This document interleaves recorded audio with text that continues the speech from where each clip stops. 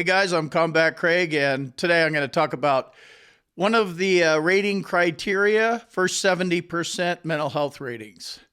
So, one of the things in the 70% mental health category, and this is for any rateable condition for mental health. So, whatever it is, you don't need more disabilities, you need to have symptoms like this. So, this happens with depression, with PTSD, with anxiety, somatic symptom disorder, on and on and on. So one of them is suicidal ideation. So sometimes you have to look at the past to figure out what you're doing now because it changes. And if you're doing this kind of stuff now, like I was when I was 38, I'm going to go out on a limb and say, you have suicidal ideation. I often refer to my skeleton closet. So let's take a look at skeleton number 350.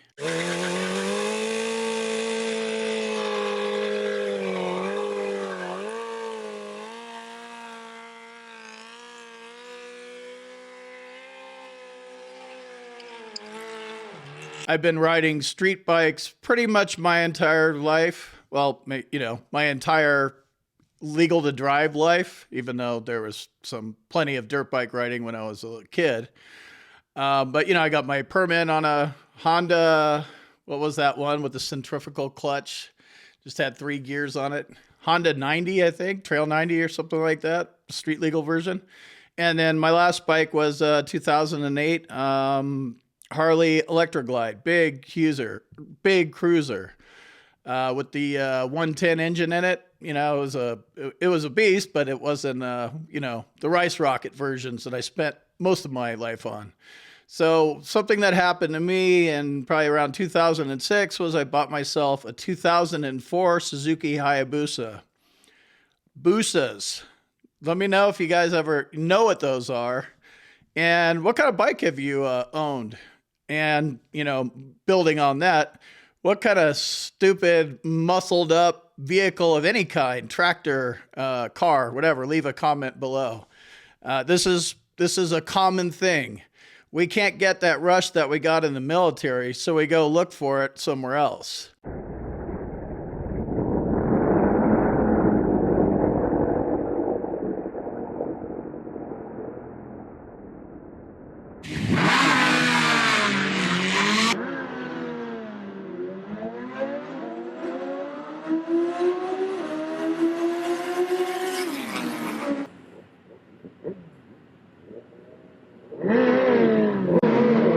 The Hayabusa is not a normal street bike, and of course, I didn't want to make mine a normal Busa, so I had a friend. His name's Ray. Still my friend. Probably need to call Ray. It's been a while. Anyway, crazy motherfucker, straight up. Still is to this day. And I know he has 6 Busas in his garage, too. Like, I could fly back to California, and it wouldn't take much convincing to get probably about 4 of us that used to ride together on all of his bikes because we could afford, if anything happened to him or whatever, and go back at this stupid shit that we used to do. But I don't want to do that, even though it'd be kind of funny. So that's still there, right? Like the fact that I still want to go back and do this shit is still there. What's up with that? Mental health problems is part of it, the thrill seeking and that kind of stuff, but it's there. So when I met Ray, he's a wrench guy, he was good at, not a spectacular mechanic, but a hell of a lot more spectacular than I was. So he helped me change the tires off my bike because we would burn them up all the time. And I helped him with computer stuff. I've always been a computer guy, internet guy. We were selling he had a bunch of parts, put those online. So we had something that worked for both of us. I brought something to the table and he brought stuff to the table. But I got sucked into this whole Busa thing. And, I ended up putting a cam in my bike, dropped it down. I'm 5'9", so just even a regular sized bike. I like flat footed. When you drag race, you need to be firmly planted. when you're illegally drag racing on the street, because why pay to go to the track when you could just do it on the street? You need to be firmly planted. So I don't know how far I dropped it down, but it was probably a good 4 inches or something. That thing was low. And then, of course, it had so much power, it needed to be stretched. So I had a 6-inch stretch on it as well. So there was about, I don't know, 15 of us that were all going through. You know, I thought it was a midlife crisis. My ex-wife thinks I'm a fucking complete idiot. I don't even need to call her and say, hey, what do you think about that? Like, I knew I was being an idiot. I got the tickets. I've been down on my bike. I'm actually kind of shocked that I survived this period of my life. But this getting back to the suicidal ideation thing, got all into the bike. It's built to the teeth. Hayabusas go fast. So I wanted to test that. That's where I got my thrills, but that's also part of my mental health problem. So our whole deal was drag racing on the streets, having a plan to run from the cops. I had a license plate flipper on the back, and everybody did. So when it was time to run, we just flip up our plates, and then it really doesn't matter. And I guess that's like kind of, so just that, the logistics of running from cops in Los Angeles. So you don't, and you've seen all the chases and the OJ and, you know, whatever, all of them.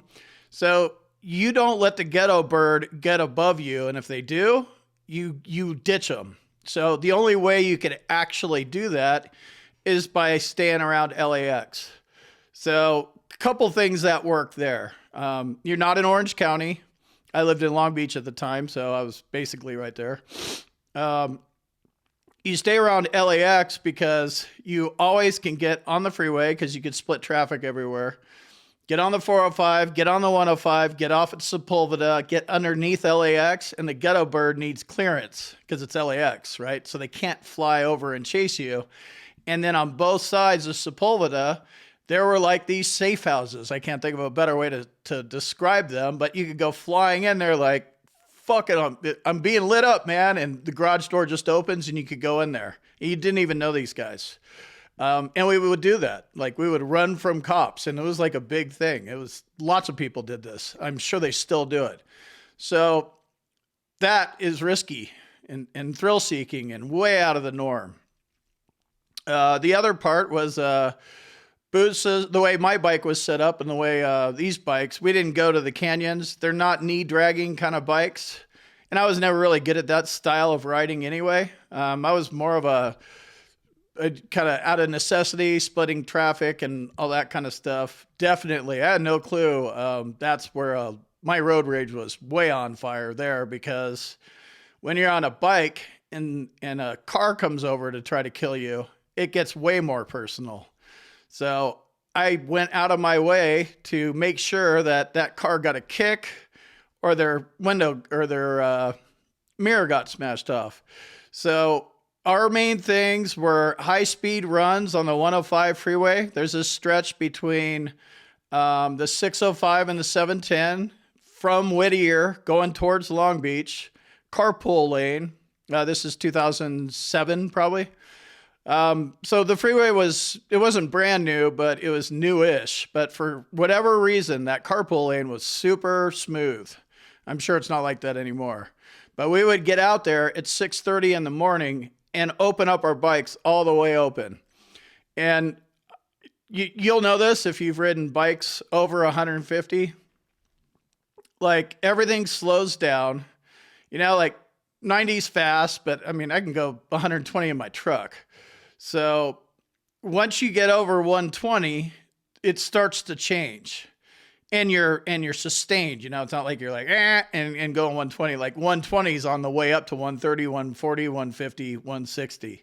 Once you get over 140, 150, everything slows down because you're passing cars. You know, you're trying to go out there on the freeway where there's no cops and no cars, but they're going 80 and you're just flying by them. So it's weird. The tunnel vision's weird.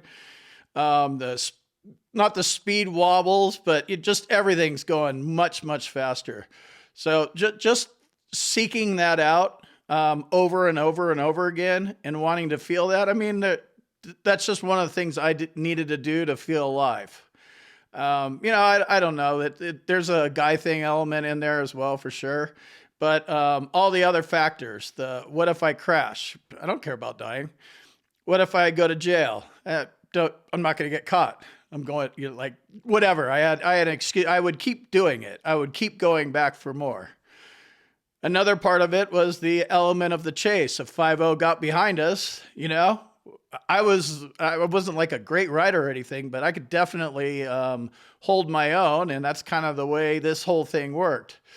This guy Ray was the leader, and he taught me to be a better rider. It's like that with everything. Skateboarding. I skateboarded with people that were my age, but I always wanted to skate with people that were way better than me. You learn how to get better at things when you're, around people that are better at you. If, hopefully they're cool and they're there to help, lift you up, no matter how negative or illegal it is.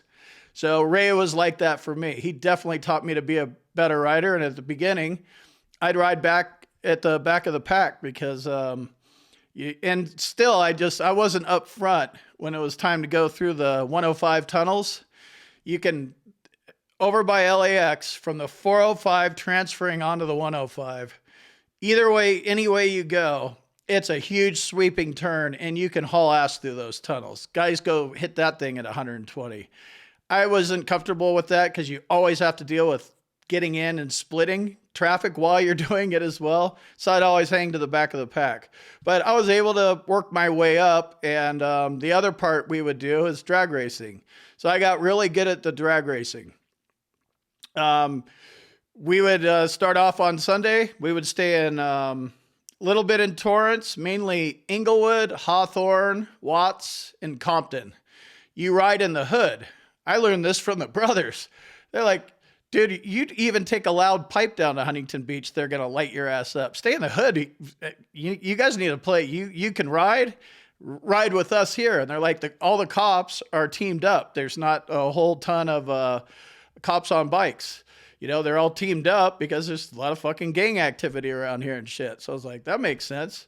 So yeah, we would just run amok in those cities and, we wouldn't stay for long and we would just go light to light, quarter mile stretches and we would blast full speed from light to light.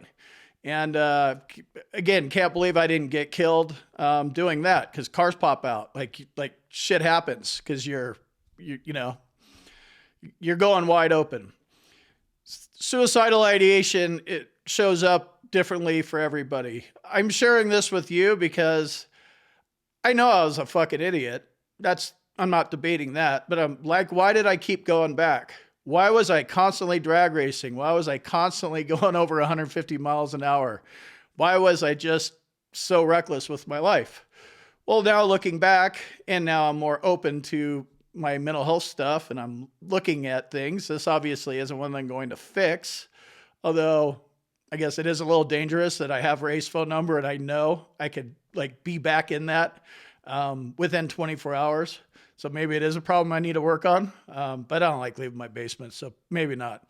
So you have to figure out, you may have to look backwards at some of the stuff that you did and you dismissed as, that was pretty crazy. Wow, I was a crazy fucker back then. Look into that. You might find things back in your life that were just straight up suicidal and reckless. And once you admit that to yourself, start looking at what you're doing now because you're still doing that stuff. It is not always you sitting around depressed, with a gun close by.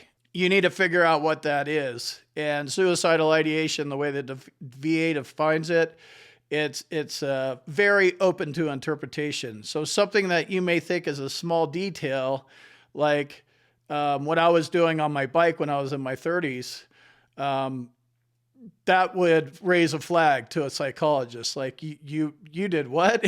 Like you guys would constantly go out, do illegal shit, run from cops, drag racing, fucking almost get killed every week, and then go do fucking high-speed runs on the 105. That's not normal behavior. So that's not normal behavior. That is a little look into old Combat Craig's skeleton closet. Check out my boot camp if you want to get deeper into the skeleton closet. Shout out to the sponsor of today's video, Hill and Ponton, and I'll see you in the next video.